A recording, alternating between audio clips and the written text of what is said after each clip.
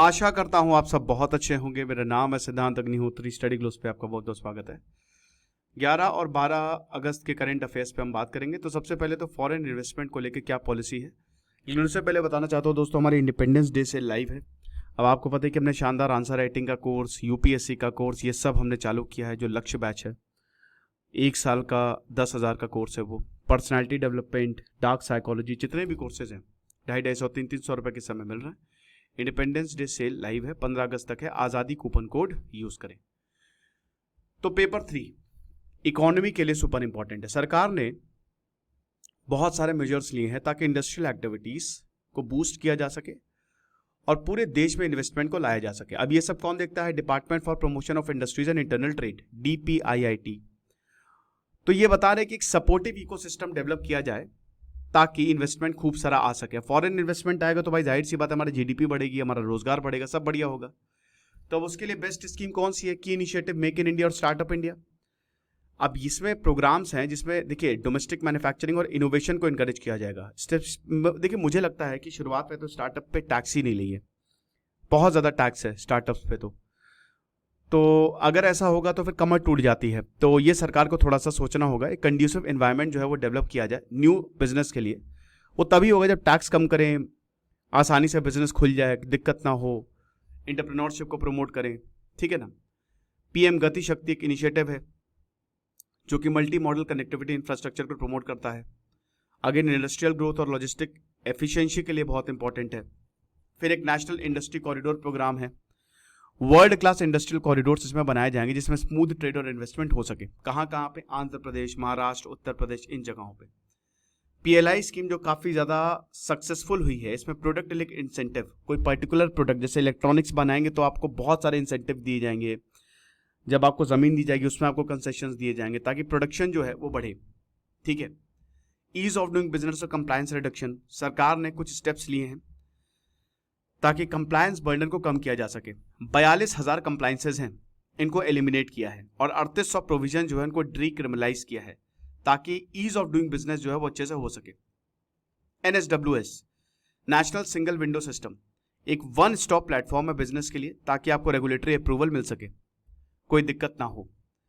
और 32 central ministry को ये इंटीग्रेट करता है और 28 यूनियन टेरिटरीज और स्टेट को भी इंटीग्रेट करता है। Foreign direct investment policy FDI, Bharat ने इन्वेस्टर फ्रेंडली FDI पॉलिसी बनाई है। ज्यादातर सेक्टर्स में 100% FDI है। अब ये पॉलिसी देखिए क्या है ना कि इसमें जब फॉरेन वाले आपके यहाँ तभी आएंगे जब आपका इंफ्रास्ट्रक्चर तगड़ा होगा। तो इसमें वही है कि इंफ्रास्ट्रक्चर तगड़ा बनाए, रेगुलेटरी रिफॉर्म्स जो है वो करे ताकि ज्यादा से ज्यादा FDI आए। जन विश्वास एक्ट 2023, अब इसमें जो छोटे छोटे ऑफेंसेस है उनको डीक्रिमिनलाइज किया गया है कि उस पर सजा नहीं होगी। और कंप्लायंस बेस्ड लॉज जो है उनको भी डीक्रिमिनलाइज किया गया है कि अगर आपने ये कंप्लायंस नहीं की तो आपको पनिश किया जाएगा, जिससे ईज ऑफ डूइंग बिजनेस जो है वो बढ़ेगा। तो एक तरीके से जो इनिशिएटिव है इसने भारत की ग्लोबल बिजनेस एनवायरनमेंट को इंप्रूव किया है। हमारी जो ease of doing business ranking है 2014 में 142 थी और 2019 में ये 63वीं है, तो ये बहुत अच्छी बात है।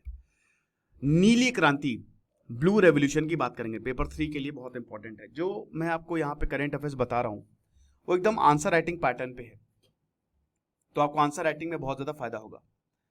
तो government of India through department of fisheries, क्योंकि blue revolution related to fisheries, green revolution के बाद ढेरों रेवोल्यूशन है, pink revolution, shrimp revolution, brown revolution, blue revolution, ठीक है, येलो रेवोल्यूशन, ढेरों रेवोल्यूशन, गोल्डन रेवोल्यूशन, येलो कह रहा हूं, गोल्डन रेवोल्यूशन। तो डिपार्टमेंट ऑफ फिशरीज के अंडर आता है ये। उसने कुछ इनिशिएटिव लिए हैं ताकि सस्टेनेबल डेवलपमेंट फिशरीज और एक्वा कल्चर में उनको प्रमोट किया जा सके। अब ये इनिशिएटिव जो है वो फिश प्रोडक्शन को इंक्रीज करेंगे, जाहिर सी बात है, ट्राउट फार्मिंग को प्रमोट करेंगे और सब्सिडीज और फाइनेंशियल सपोर्ट देंगे एक्वा कल्चर को। क्या क्या है? सबसे पहले तो प्रधानमंत्री मत्स्य संपदा योजना 2020 से लेकर 2024 तक इसका ड्यूरेशन रहा। 20,000 करोड़ लगाए, सब्सिडीज दी जाएगी 40% जो यूनिट कॉस्ट है जनरल बेनिफिशियरीज के लिए, और जो SC ST वुमेन बेनिफिशियरीज उनको 60% तक जो आप पैसा लगाएंगे ना उसमें सब्सिडीज आपको दी जाएगी, सरकार दे देगी उतना पैसा 60% तक SC ST, 40% जनरल। कंपोनेंट्स क्या है? अगर आपको तालाब बनाना है, तालाब में आपको मछलियां पालनी है, टैंक्स हैचरीज बनानी है, कोई दिक्कत नहीं है। रीसर्कुलेटरी एक्वाकल्चर सिस्टम और बायोफ्लॉक सिस्टम्स आपको बनाने हैं, ये एडवांस टेक्नोलॉजी है, बना सकते हो, इसमें सरकार आपको मदद करेगी। रिजर्वॉयर्स होते हैं, पिंजरा लगा दिया जाता है, बना सकते हो। पेन कंचल ओपन वाटर बॉडीज में बना सकते हो। कोल्ड वाटर फिशरीज अगर ट्राउट फार्मिंग कर रहे हो इनमें बना सकते हो। Brood banks, hatcheries, training programmes, ये सब चल सकता है। तो ब्लू रेवोल्यूशन एक तरीके से भारत को बदल देगा, क्योंकि 1 लाख करोड़ का फिशरीज टारगेट है। इस बार बजट में भी काफी ज्यादा पिसी कल्चर पे फोकस किया गया। अचीवमेंट कितना है? 2020 में इसको लॉन्च किया गया था, पिछले 4 साल हो चुके हैं। तो अप्रूव्ड प्रोजेक्ट्स क्या थे? 193 करोड़ ट्राउट फार्मिंग के 2020 से लेकर 2023 तक। अब इसमें 46 ट्राउट हैचरीज को सपोर्ट किया, 5038 रेसवेज और 58 RAS यूनिट जो है बनाए गए। फंड साइज क्या है? लगभग 7,500 करोड़, जो FIDF fisheries and aquaculture infrastructure development fund बनाया गया। ऑब्जेक्टिव यही है कि भाई जितना ज्यादा हो सके यहाँ पे स्टेट, यूनियन टेरिटरी और प्राइवेट एंटरप्रेन्योर्स को पैसा दिया जाए, सपोर्ट किया जाए, फाइनेंशियल सपोर्ट दे, ताकि जो भी इस क्षेत्र में काम करना चाहता है उसके लिए आसानी हो सके। प्रधानमंत्री मत्स्य किसान समृद्धि सह योजना, इसको फरवरी 2024 में लॉन्च किया गया था। 6,000 करोड़ का इन्वेस्टमेंट है। अब वही है कि फिशरीज सेक्टर को फॉर्मलाइज करिए, एक्वाकल्चर इंश्योरेंस दीजिए, वैल्यू चेन एफिशिएंसी इंप्रूव करिए और सेफ फिश प्रोडक्शन हो सके।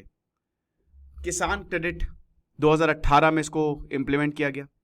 अगेन फिशरीज और फिश फार्मर्स को भी वहां पे भी इसको एक्सटेंड किया गया। ओके, उसके बाद 109 high yielding climate resilience and bio fortified varieties of crops PM ने रिलीज किए। पेपर 3 के लिए सुपर इंपॉर्टेंट, इस बार पेपर 3 इसमें जो है वो कमाल कर रहा है। 109 वेराइटीज थी, ठीक है, 61 क्रॉप की 109 हाई यील्डिंग वेराइटीज थी, जिसमें 34 फील्ड क्रॉप्स थे और 27 हॉर्टिकल्चर क्रॉप थे, ठीक है ना। अब इसमें cereals, millet, forage, oil seeds, pulses और बाकी बहुत सारे हॉर्टिकल्चर जैसे fruits, vegetable, spices, medicinal plant included थे। किसानों से प्रधानमंत्री ने इंटरैक्ट किया, वैल्यू एडिशन कितना ज़्यादा ज़रूरी है, जो नए क्रॉप्स उनका रोल कितना ज़्यादा ज़रूरी है, मिलेट्स जो को मैजिकल क्रॉप बोला जा रहा है वो कितना ज़्यादा ज़रूरी है, ये सब यहाँ पे बात की गई। और यहाँ पे आप देख रहे हैं कि शिवराज सिंह चौहान थे नरेंद्र मोदी के साथ। नेचुरल फार्मिंग प्रैक्टिसेस को प्रमोट करना, कृषि विज्ञान केंद्र बनाए जाएंगे ताकि फार्मर्स को लगातार अपडेट किया जा सके कि नई जो क्रॉप वेराइटीज़ हैं उसमें कितना बेनिफिट आपको मिलेगा। शिवराज सिंह चौहान ने, जो हमारे एग्रीकल्चर मिनिस्टर है, उन्होंने कहा कि देखिए क्लाइमेट फ्रेंडली है ये, न्यूट्रिशनली रिच, और सबसे बड़ी बात किसानों की प्रोडक्टिविटी और इनकम को एनहांस करेंगे। 3 साल के अंदर अंदर किसान जो है 109 वेराइटी जो बताए गए ना उन सबके बीज हम इनको दे देंगे। और साथ ही साथ जो इंडियन मैंगो वेराइटीज़ है, भाई आपको पता है कि जो भारत के मैंगो है पूरी दुनिया में गजब ढाते हैं, तो जो एग्जॉटिक इंपोर्ट्स है वो भी यहाँ पे हमको देखने को मिलेगा। Monthly farmer expert interaction, prime minister ने ये भी प्रपोज किया कि यहाँ पे जो एग्रीकल्चरल एक्सपर्ट्स है वो आएंगे और जो किसान हैं उनको बताएंगे ताकि करंट एग्रीकल्चरल चैलेंजेस को एड्रेस किया जा सके और सोल्यूशंस क्या हैं। कौन कौन इसमें प्रेजेंट था भाई? एक तो जो union minister of state and agriculture and farmers welfare, वो सेक्रेटरी, देन उसके बाद 30 फार्मर्स जो अगल बगल के खेतों के नियर बाई स्टेट्स के फार्मर्स है वो भी यहां पे प्रेजेंट है। आखिरी उदारा शक्ति, तो उदार मतलब होता है क्या? जो बहुत ही काइंड हो। तो उदार शक्ति 2024 ये बायलैटरल एयरफोर्स, इंडियन एयरफोर्स और रॉयल मलेशियन एयरफोर्स के बीच में एक्सरसाइज है। तो ये वनडे एग्जाम्स के लिए सुपर इंपॉर्टेंट है। वैसे वनडे एग्जाम्स के लिए हमने 10,000 MCQ का कोर्स भी लॉन्च किया, तो आप उसको भी ले सकते हैं। 9 अगस्त 2024 को इसको कंक्लूड किया गया मलेशिया में, और एक तरीके से ये बहुत बड़ा मिलिट्री कोऑपरेशन था इंडिया और मलेशिया के बीच में, ठीक है ना, उदार शक्ति जो है। तो इंडियन एयरफोर्स ने पार्टिसिपेट किया, 7 सुखोई 30 MKI फाइटर एयरक्राफ्ट थे। रॉयल मलेशियन एयरफोर्स की बात करें तो 7 सुखोई 30 फाइटर जेट्स थे। तो दोनों एयरफोर्स इनके ये कॉमन प्लेटफॉर्म शेयर करते हैं। Sukhoi 30 through India Su-30 MKI, ये HAL और लाइसेंस इसको रशिया से मिला है, ये जॉइंटली प्रोड्यूस करता है। तो ओपनिंग सेरेमनी हुई, इसमें सबके सब आए, जो हमारे ग्रुप कैप्टन थे और वहाँ के जो ग्रुप कैप्टन मलेशिया के वो सब आए। सबसे पहले तो ट्रेनिंग की जाएगी। तो अगर मान लीजिए कोई ऐसी दिक्कत आ जाती है कि लड़ाई छिड़ जाए, तो कैसे हम एक दूसरे के साथ सपोर्ट करेंगे एक दूसरे को और कॉम्बैट करेंगे। फिर सब्जेक्ट मैटर एक्सपर्ट एक्सचेंज की नॉलेज शेयरिंग एविएशन इंजीनियरिंग और इन सब पे हो सके।